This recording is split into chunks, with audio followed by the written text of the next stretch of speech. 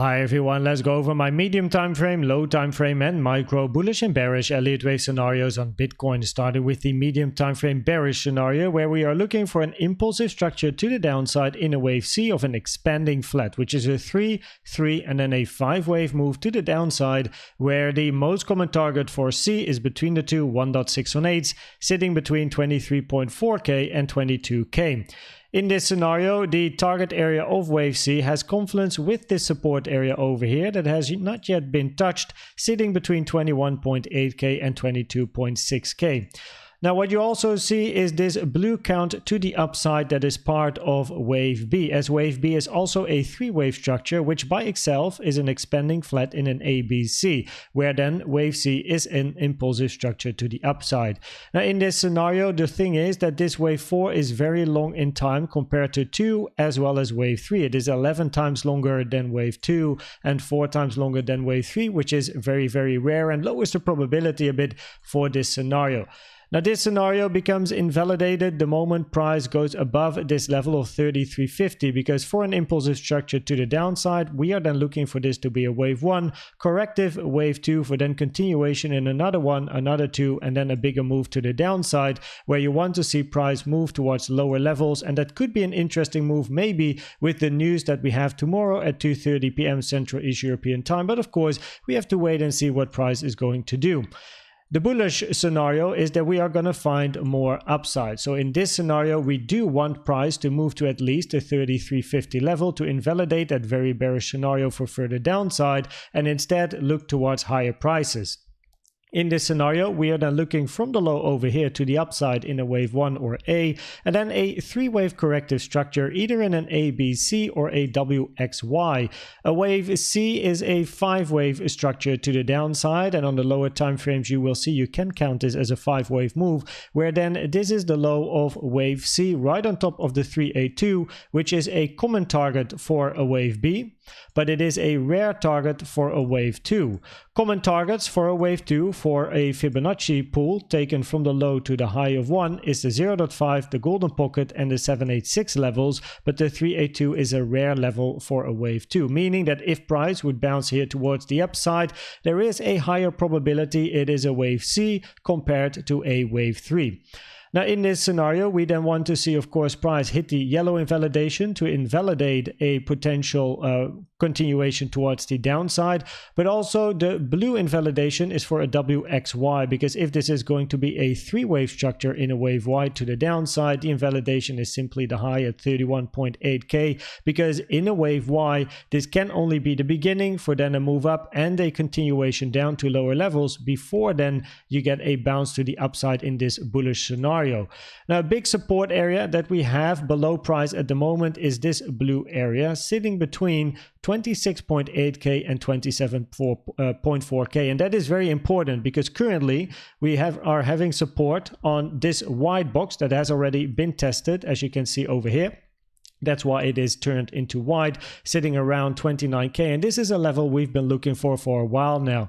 Of course, if we are looking for continuation to the upside for then a wave 3 or a wave C, we want to see an impulsive structure on the lower time frames to support a bullish narrative for higher prices, but at the moment it's not really looking that bullish. So potentially we are going to fill this gap over here. So there's not much structure. So basically we call that a gap in price, right? Or an efficiency or whatever you like to call it. And then go towards the lower support area. I do believe if we're going to take this low, then price might go quite quickly to lower levels. If we look at the volume profile, I want to show this as it is important. This is a volume profile range taken from this range over here, and then I just extended the levels to the right. You see that we are now testing the value area high, or backtesting after we broke out, potential backtest for continuation in the bullish scenario. It is important that if we go below the value area high, also meaning we go below the low over here, we could potentially backtest the value area high and look towards the other side of the range. There's quite a high probability to then move to the other other side, then the point of control is usually a take profit 1. So for the very much like range trader types, then you move back test the value area high over here for then potentially a position stop loss wherever, and then eventually looking for a move to the downside. One can also wait for a market structure change, so meaning that if you do get this move to the downside, move down, move up, backtest, and the moment you cross this low over here, that's a potential entry, stop loss above, looking for down. No financial advice, but that's like range trading type of stuff. Yeah, like you can find that everywhere on internet as well. So then take profit 1, point of control, take profit 2, value area low, and maybe looking for continuation to the downside. But it's just important to know that we are at the value area high, and falling below the value area high where the backtest can result in lower prices as well. If we then go to the lower time frames, then first of all, we have this ABC structure. So both of the low time frame scenarios at the moment are in confluence with the medium time frame bullish scenario, where we are looking for upside just because at the moment it has a higher probability.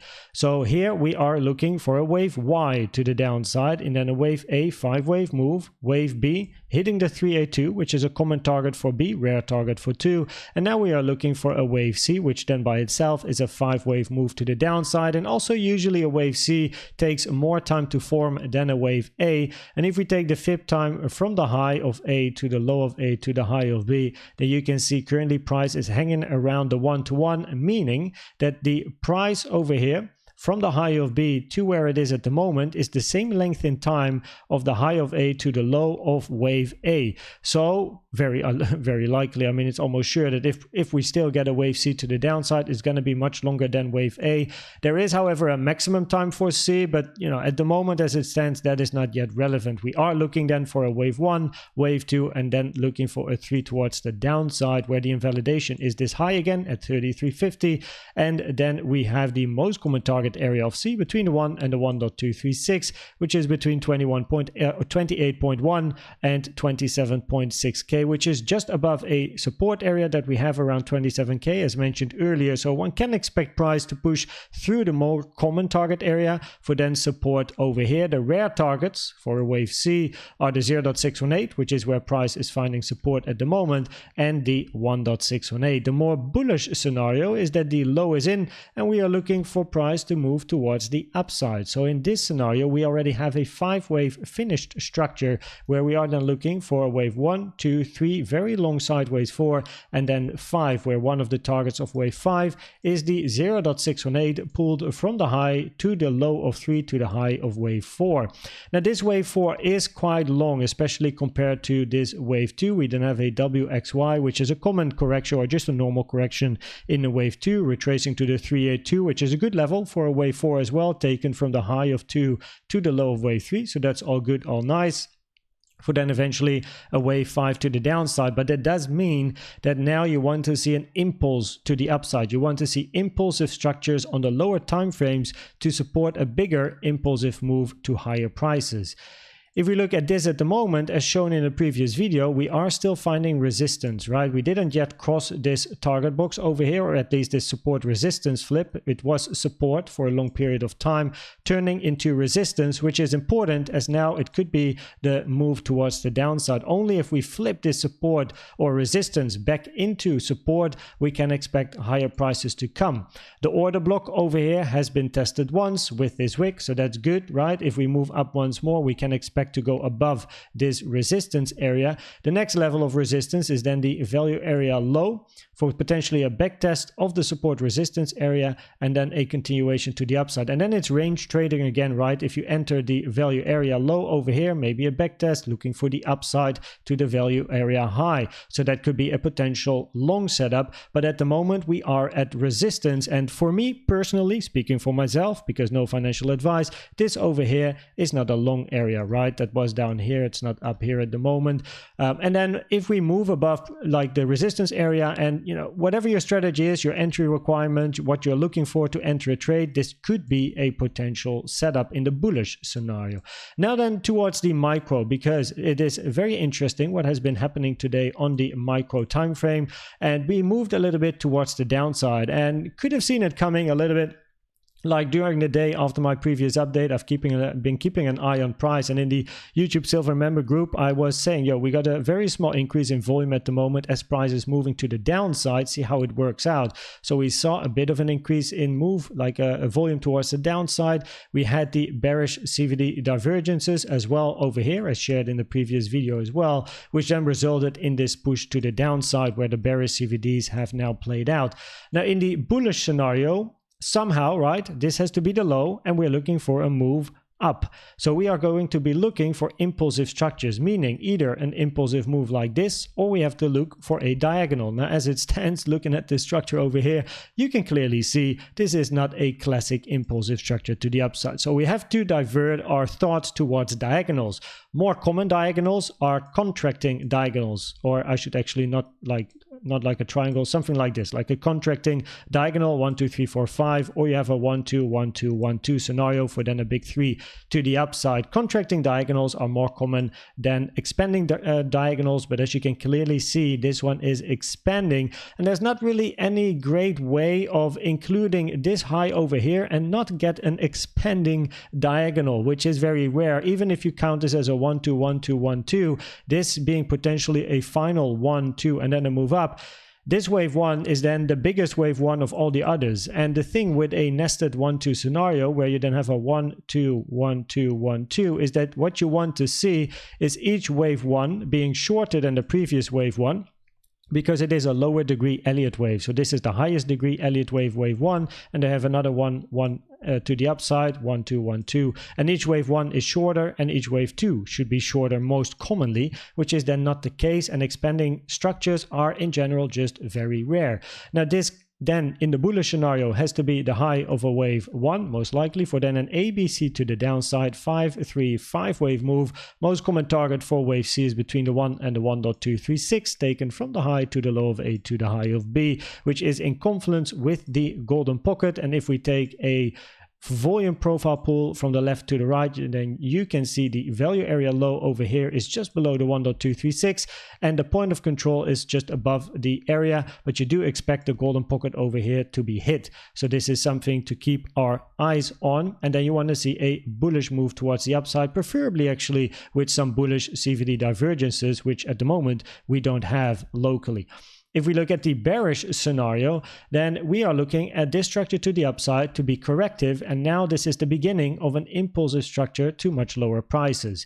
In this scenario, we are then looking for this first move down as a wave 1, followed by a wave 2, for then another wave 1, 2, and then a bigger 3 towards the downside. What is interesting in this scenario is that price can still bounce in that golden pocket area for then a move towards the upside, right? So we look at this area for potential support, maybe the 786, and then we look towards the upside. And what is then going to be interesting, and this is of course hypothetical, but hey, we're making a bit of a plan, bit of a scenario here, where this point of control is very likely going to be a naked daily point of control tomorrow. So if this trading day is ending, the most volume traded this day is going to be around this level over here, most likely, right? The day hasn't ended yet, but most likely the point of control of at least this range, and today will be around this level. Now, what's interesting is if we can find support here overnight, Central East European time is my time zone, and then we look for a bounce up, we could hit the daily naked point of control that might exist after today in confluence with the 786, and the 786 is pulled from the high, or the high of 2 over here, the blue 2, to the low of the potential wave 1 in the golden pocket. So then you have the point of control in confluence with the 786, and maybe if we also get some bearish CVD divergences, that could be a very interesting short scenario. Of course, no financial advice, but it could be very interesting in a potential 1 2 1 2 and a move to the downside. Of course, this wave 2 over here then has to be a 3-wave structure to the upside and not an impulse, because the moment you see an impulse to the upside and volume increasing, we have to think about the bullish scenario, right? So that's going to be the difference, because in both scenarios we could be looking for a bounce around the golden pocket. It's just the way how price then moves towards the upside that's going to determine the one or the other. But this one is indeed very interesting. Of course, price can also just dump and never look back, right? That's also possible, but this is at least something to keep in mind, especially with the news maybe tomorrow at 2:30 p.m. where, yeah, you know, we're ranging to the upside, and then 2:30 p.m. hits, news hits, whatever happens, maybe we're ranging a bit, takes the highs, liquidity, and boom, to the downside. The invalidation of this scenario is if price is going to take the high at 29.5k. CVD divergences, well, as mentioned, we had the bearish ones. They already played out. This low has been taken, and at the moment it's quite neutral. You do see that price over here moved towards the upside with the green candles. Big bearish CVD divergence over here, as this candle is a green candle. But you can see more locally, lower high on price, higher high on the CVD, bearish CVD divergence. So yeah, this one might play out to then hit that golden pocket area. What would be nice then is to see a move to the upside and then create more bearish CVD divergences. That would be ideal, but yeah, we wait and see what happens. So at the moment, as it stands on the medium time frame, as long as it stands, the bullish scenario is still the more preferred scenario, where we are then looking for maybe a bit of a move down, still higher probability before then a move to the upside. On the low time frame, which is the low time frame scenarios, currently the more bearish scenario has a higher probability of playing out, and that has mainly to do with the range that we have over here, right, which doesn't look all too bullish, which is also what I wrote in the probabilities box, right? The low time frame and the micro are currently preferred bearish just because of the range that we got towards the upside, which is very difficult to count in a bullish structure. Of course, we have to keep in mind this support resistance flip. The moment this one gets a pass towards the upside, potential backtest and move up, maybe even some bullish CVD divergences, of course, this is not bearish anymore, right? We're going to look towards bullishness, but hey, tomorrow morning I provide you with another update, and we're going to see what the status is of price tomorrow morning. So I hope this video was helpful or valuable to you. Please check out the most recent educational video I've made about the best trading indicator you can use. And for now, thanks for watching and subscribing, and I'd like to see you at the next one. Bye bye.